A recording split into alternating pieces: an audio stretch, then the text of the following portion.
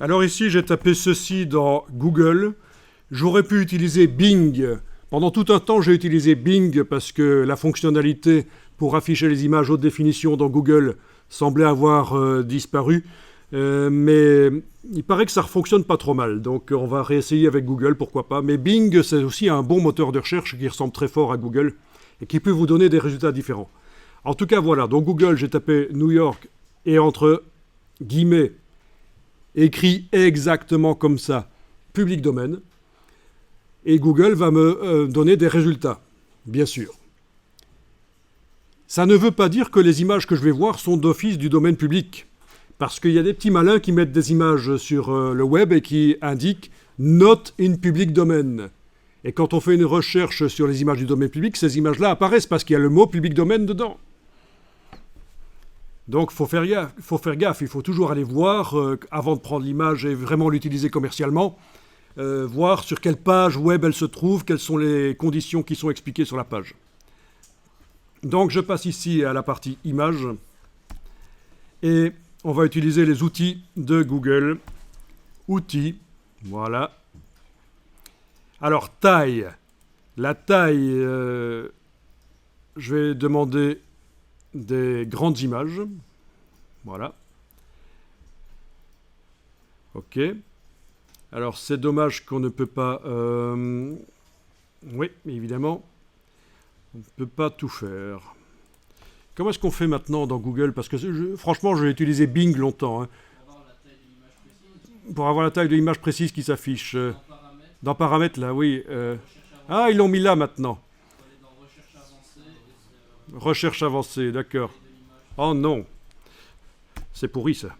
Mais sinon, normalement, quand on survole, ça doit apparaître... oui, ça apparaît. Ok, mais je voulais voir ces petites indications en permanence, en fait. Ces petites indications en permanence du nombre de pixels. Alors, ok, ça marche chez vous? Vous avez des images qui apparaissent, probablement les mêmes que moi. Ça, c'est ce qu'on appelle quoi? Comment est-ce qu'on appelle ceci qui apparaît? C'est la résolution. Tout le monde est d'accord? Ceci, c'est la résolution. Excellent! Sauf que ce n'est pas du tout la résolution. C'est la définition. La résolution en infographie, c'est une notion différente. Ça indique le nombre de pixels par pouce. Et c'est une notion qui apparaît juste quand on veut imprimer. Ceci, c'est ce qu'on appelle la définition. Alors, si je veux imprimer, est-ce que je dois rechercher sur le web des images RVB ou CMJN? Hein? Je ne vous entends pas. RVB ou CMJN? CMJN. Excellent! Évidemment, si on veut imprimer, ce sont des images CMJN qu'on va chercher. Pas du tout!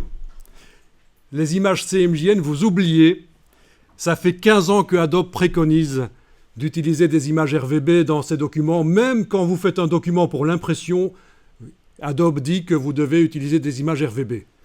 Si quelqu'un vous a dit que pour l'impression, vous êtes obligé de mettre dans InDesign des images CMJN, c'est bullshit.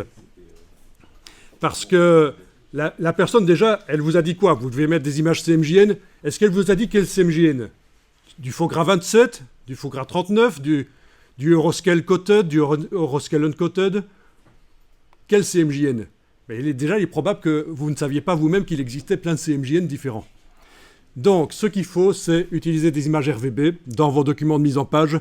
Et au moment où vous allez exporter le PDF, vous allez indiquer que vous faites la conversion vers CMJN quand c'est nécessaire. Si mon document que j'ai fait dans InDesign, c'est une affiche que je vais imprimer en jet d'encre, une bâche par exemple, je ne vais pas faire de conversion CMJN. Parce que l'imprimante jet d'encre, le traceur jet d'encre, il va mieux fonctionner avec un fichier RVB. Vous obtiendrez des couleurs plus vives si vous n'envoyez pas du CMJN. Il est capable de faire mieux que du CMJN.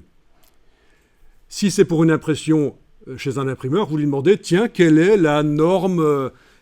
Ça va dépendre du type de papier que vous avez choisi. Si vous choisissez du papier couché, c'est-à-dire lisse en fait, et assez imperméable à l'encre, il va vous dire, tiens, c'est telle norme, Euroscale Coated, par exemple, une vieille norme qui est encore fort utilisée.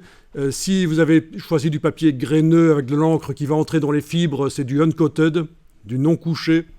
il va vous dire, tiens, c'est telle norme. Voilà. Donc, c'est pas simple. Donc, voilà. Autre chose, on a parlé de plusieurs choses ici pour les images, parce qu'il y en a parfois qui se moquent un peu de moi, parce que j'explique aux étudiants et aux stagiaires que j'ai en formation, je leur explique comment rechercher une image sur Google. Mais ça va un peu plus loin que ça. Déjà, vous savez déjà que la résolution, ça, c'est pas la résolution, ceci, 3360 fois blablabla. Ensuite, vous savez que les images RVB, c'est nickel. Voilà, il n'y a pas de problème. Bon. Eh bien, on va tenter d'afficher les images en grand. Peut-être la deuxième ici, faire un petit clic dessus. Alors, est-ce qu'il y a possibilité ici de faire un clic droit, afficher l'image et de l'afficher en grand? Oui, apparemment, elle s'affiche en grand, en haute définition. Donc, quand je clique dans le navigateur, ça a l'air correct comme définition. Voilà, vous allez l'enregistrer, enregistrer l'image sous.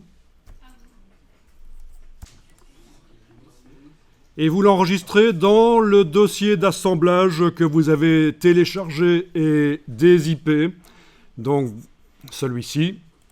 Et plus particulièrement, autant le mettre directement au bon endroit, le dossier qui contient les ressources images, notamment, parce que ça pourrait être aussi des tableaux Excel ou des fichiers Word qui se trouvent dans le dossier Links, dans le dossier des liens. Mais enfin voilà, vous enregistrez l'image là-dedans. Éventuellement, il n'est pas interdit de la simplifier le nom, parce que le web, là, ils vous ont fait des noms à rallonge et ça peut poser problème. Voilà. Je garde l'extension .jpeg. Là-dedans, c'est bien. Alors, je reviens en arrière dans le navigateur web et je vais aller chercher d'autres images de New York en espérant qu'elles soient réellement du domaine public. Bon, celle-là, ça peut être sympa. Un vieux truc. Bon, la définition n'est pas terrible. Mais prenez-la quand même aussi, je pense que vous la voyez dans vos résultats. Parce qu'on va faire une petite comparaison. Là, on va parler un peu de la résolution, justement, dans InDesign. Parce que le document que vous avez ouvert, c'est un document avec une page de gauche et une page de droite. Donc, typiquement, c'est un document qui va être imprimé. On est d'accord. Parce que dans InDesign, on peut aussi faire des documents pour faire des applications, des magazines interactifs pour tablettes et smartphones. Mais là, il n'y aurait pas une page de gauche et une page de droite. Mais là, typiquement, le document qu'on a ouvert, il est prévu pour l'impression, dirait-on. Et donc, la notion de résolution, à ce moment-là, a de l'importance. Puisque la résolution, c'est quand on imprime. Ok, donc cette image-là, clic droit, afficher l'image, ça a l'air de fonctionner aussi. J'enregistre l'image dans le dossier Links. Ok, le nom n'est pas trop long, je le garde comme ça. Et une troisième image, où est-ce qu'on en était ? Ok, alors qu'est-ce qu'on a comme troisième image? Ah oui, ce serait peut-être bien de prendre une image noir et blanc. Une image noir et blanc, ça peut être sympa. Est-ce que celle-ci, ça marche? Vous la voyez peut-être? Ouais.